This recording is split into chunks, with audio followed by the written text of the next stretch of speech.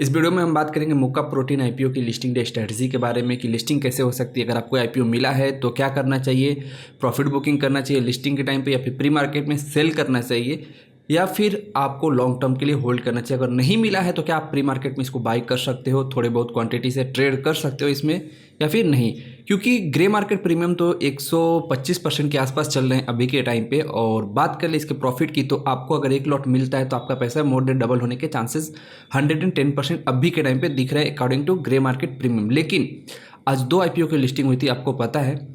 एक आईपीओ था एक्सिकॉम का ग्रे मार्केट प्रीमियम आप देखोगे तो 112% का था, लेकिन लिस्टिंग कहाँ पे 86% के आसपास की लिस्टिंग हुई। उसके बाद से लगातार इसमें फॉल हमें देखने को मिला था। पूरे दिन का जो हाल था एक्सिकॉम का यही था, आप देख सकते हो आपके सामने। एक थोड़ा सा रिजेक्शन लिया, उसके बाद से लोअर लोज में आ गया, पूरा का पूरा प्रॉफिट बुकिंग में चला गया। दूसरा आईपीओ था प्लेटिनम का भी हाल वही है। देखिए यहाँ पे प्लेटिनम का ग्रे मार्केट प्रीमियम 50% था, लेकिन लिस्टिंग 31% के आसपास हुई थी।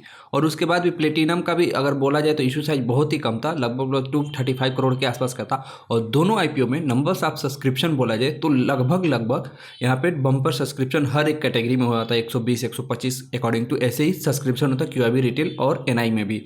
और सेम वैसे मुक्का प्रोटीन में भी सब्सक्रिप्शन हुआ है, तो इसके रिलेटेड हम बात करें। लेकिन यहाँ पे देखिए मुझे जब ये आईपीओ अलॉट हुआ तो मैं देखिए रिस्क को कैसे मैनेज किया था मैं आपको दिखाता हूँ। 87 दिख रहा है आपको, 87 क्वांटिटी मैंने सेल किया है 228 रुपीज़ के आसपास। यहाँ पे प्लेटिनम है ये आईपीओ, और ये आईपीओ एक बार हाई लगा था 235 का हाई लगा था, और यहाँ पे जो लो लगा है 221 का लो लगा है। और मैंने यहाँ पे सेल किया 228 के आसपास। ये कैसे हुआ मैं आपको बता दूँ। रिस्क को कैसे आपको मैनेज करना है और आपको कैसे अब एक प्रॉफिट भी बुक करना है, और चाहो तो आप लॉन्ग टर्म होल्ड कर। अब मैं चाहता तो इसको पूरा अगर होल्ड कर देता यहाँ पे, क्योंकि यहाँ पे बायर बहुत ही शानदार थे, फिर भी ये इसमें लोअर लोज लग रहे थे। अब यहाँ पे दिखाई, मैं आपको एक चीज़ दिखाता हूँ। आपको बता दूं कि एक बार मैंने ऑर्डर लगाया तो पूरी की पूरी क्वांटिटी निकाल दी, फिर सोचा चलो एक रिस्क मैनेज कर दे और एक थोड़ा सा क्वांटिटी होल्ड करते और थोड़ा सा क्वांटिटी आफ्टर लिस्टिंग के बाद हम लोग सेल करेंगे। तो पहली क्वांटिटी मैंने सेल की थी 225 रुपये के आसपास, जो कि था यहाँ पे जैसे मार्केट प्री मार्केट था उसमें मैंने पहली 50 क्वांटिटी सेल कर दी थी, जिससे मेरा रिस्क को पूरा मैनेज हो जाए, ताकि अगर प्रॉफिट भी हो तो 37 शेयर्स के हिसाब से हो और अगर लॉस भी हो तो 37 शेयर के हिसाब से हो। फिर जब एक पीक पकड़ा था तो वहाँ पे मैंने 234 रुपीज़ के आसपास दूसरी क्वांटिटी जो 37 लॉट मतलब शेयर था उसको मैंने सेल कर दिया, और उसके बाद से वो शेयर लोअर लॉस में आ गया और वहाँ से उसका गिरावट देखने को आपको मिला, और ये शेयर 221 के आसपास आके क्लोजिंग दिया है। तो इस तरह से आप चाहो तो प्री मार्केट में अगर आपको मिला है आईपीओ तो प्री मार्केट में आप थोड़ी क्वांटिटी सेल करो, जो कि बहुत ज़्यादा इंपॉर्टेंट रहता है। अगर आपको 80% 20% गेन दे देता है तो आपको प्री मार्केट में थोड़ी सी प्रॉफिट बुक कर लेनी चाहिए।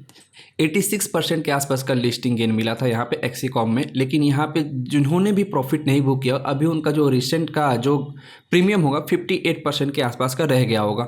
224 रुपीज़ के आसपास एक्सिकॉम यहाँ पे क्लोज हुआ है, क्योंकि मुक्का प्रोटीन में देखा जाए 535 शेयर है आपके पास। अगर 1 रुपया बढ़ेगा तो 535 रुपीज़ बढ़ेंगे आपके, और 1 रुपया घटेगा तो 535 रुपीज़ घटेंगे आपके।